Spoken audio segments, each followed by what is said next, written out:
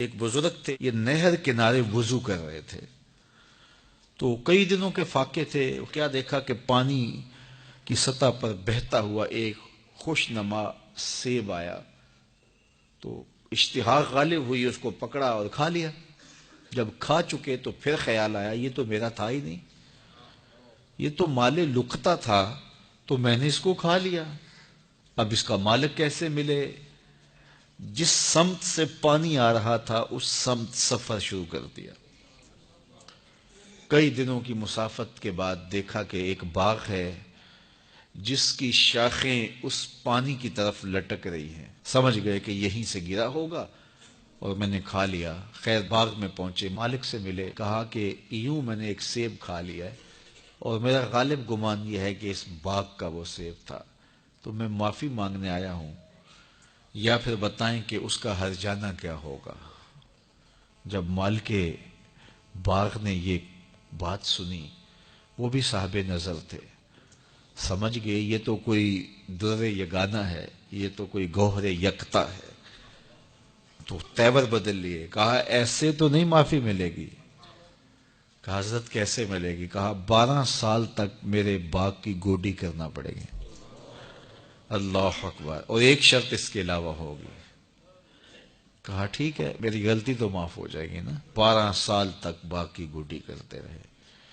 ایک دن فرمانے لگے وہ صاحب باغ جو تھے کہ سیب توڑ کے لاؤ، مہمان آئے ہیں. تو وہ سیب توڑ کے لائے تو وہ کچے ہی تھے. تو کہا تم 12 سال ہو گئے ہو سیبوں کے باغ میں رہتے ہوئے، تمہیں پتہ نہیں کہ کچے سیب اور پکے سیب کیسے ہوتے ہیں؟ کہا حضرت مجھ سے قسم لے لیجئے 12 سال میں ایک دفعہ بھی نظر اٹھا کے سیبوں کی جانب نہیں دیکھا. ایک سیب کھایا تھا، میں تو اس کی سزا بھگت رہا ہوں، میں تو گوڈی کرتا ہوں، اوپر کبھی نظر بھی میں نے نہیں اٹھائی.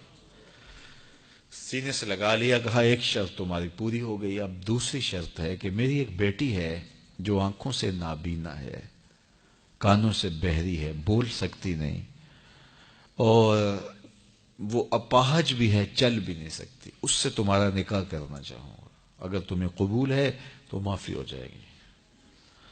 کہا ٹھیک ہے جی قبول ہے، میرا گناہ معاف ہو جائے، میں زندگی کاٹ لوں گا، کوئی بات نہیں ہے. خیر نکاح ہو گیا. کہا کہ یہ کمرہ ہے، یہاں آپ کی زوجہ آپ کی منتظر ہے. جب وہاں گئے تو ایک خوبرو دوشیزہ منتظر تھی. تو فوراً پلٹے کہ میں غلطی سے کسی اور کمرے میں آ گیا ہوں. پلٹتے ہوئے دروازے کی چوگاٹ سے سر پھٹ گیا، خون بہنے لگا. جب باہر آئے تو صحن میں پہنچے تو وہ بزرگ وہاں تھے. کہا کیا ہوا؟ کہ حضرت ایک غلطی کی سزا اتنی کاٹی، اب کہیں دوسری غلطی نہ ہو جائے.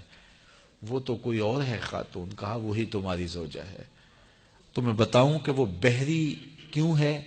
آج تک اس نے غیر محرم کی آواز نہیں سنی. تمہیں بتاؤں کہ وہ بول کیوں نہیں سکتی؟ آج تک اس نے غیر محرم سے کلام نہیں کیا. اندھی اس طرح ہے، آج تک اس نے غیر محرم کو نہیں دیکھا. اور اپاہج اس طرح ہے، چل کے کبھی گھر کی دہلیز سے گئی نہیں ہے.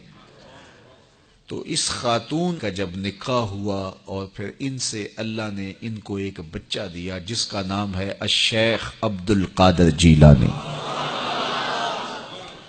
جب ماں باپ اس طرح کے ہوں تو بیٹے اس طرح کے ہی ہوتے ہیں. باپ کا لقمہ پاک اور ماں اپنی آبرو کی کیسی محافظہ.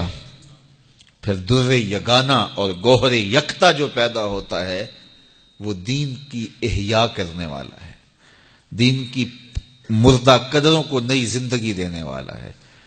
حضرت ملا علی قاری لکھتے ہیں کہ حضور غوث اعظم جب مجلس واعظ کرنے بیٹھتے تو 70 ہزار کا اجتماع آپ کے مجمع میں ہوتا، اور عمومی طور پہ اللہ کی رحمتوں کے حوالے سے بات کرتے. اور جس دن آپ اللہ کے قہر، غضب اور جلال کی بات کرتے کئی جنازے اٹھتے.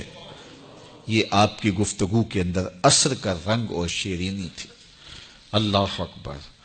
تو باپ دیکھیے کہ رزق کے معاملے میں کتنا محتاط ہے، اور ماں دیکھیے اپنی عصمت کی کتنی حفاظت کرنے والی ہے. مائیں بچوں کی تربیت کرتی ہیں، ماؤں کے ذریعے سے پاکیزہ صفت بچے جنم لیتے ہیں. تو لہٰذا ماؤں کو اچھی تربیت کا حامل ہونا چاہیے تاکہ وہ آگے اچھی تربیت خود کر سکیں۔